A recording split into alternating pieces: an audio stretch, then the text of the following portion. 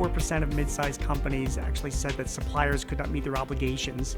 32% of these people that were surveyed said that they actually lost money because suppliers could not meet their obligations. We were talking about contingency planning for suppliers. After suppliers, are there any other issues? It seems like it's the biggest issue facing mid-sized companies. By far and away, the suppliers and the continuity planning is the biggest issue. You think of all the things that can happen to a business, weather-related events, fires, theft, things of that nature, and you compare that to an event that happens absent continuity plan. It can make a bad case very, very poor. If you have an operation in your four walls, you know what that is. You manage it, you protect it, you cover it. But what happens to the suppliers that you have to work with in order to have your product completed? If that business goes down, it is the same effect as the business going down in your four walls. What can I do to make sure that I am protecting myself in case a supplier goes out of business? Or what do you see like smart managers do to make sure that they're giving themselves options? So in my mind's eye, I would envision 3 degrees of expertise as it relates to the preparedness. I would say the most savvy business owners have more than one vendor that they're utilizing. And in addition to having more than one vendor, that business owner really understands the continuity plan of that vendor. In other words, they don't depend on that vendor to provide their sole product or their sole service. An experienced business owner may have a continuity plan, but they may or may not manage it on an annual basis.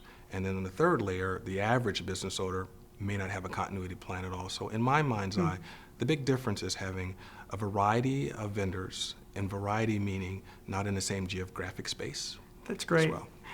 I wonder, do you find that some of the savvy business owners you talk to, that they have as close a relationship with their vendors as they do with some of their customers? The most savvy business owners understand their vendors' business as well as they do their own business.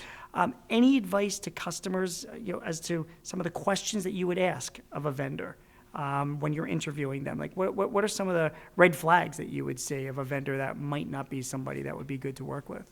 Understanding the vendor's operations from a domestic and foreign standpoint are very key. Okay. In terms of the flow of business that vendor has would also be critical. And listening with a keen eye to understand, does that vendor know my business? Does that vendor understand my ebb and flow of business on a day in and day out basis? And also understanding, does that vendor work with other competitors in my own market space? And is that a good thing?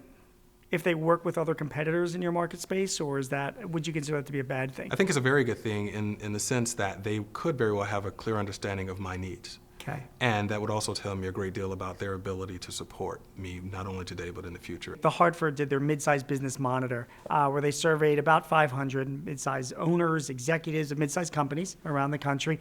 Nearly 2/3 of them said that they do have a backup vendor, which is really good news. But for the third of them that do not have a backup vendor, what kind of risks are they looking at?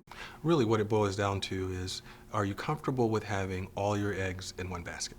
Multiple vendors, as I think of continuity plan, gives me as a business owner the ability to have an extra safety net when something may go awry with one of my vendors.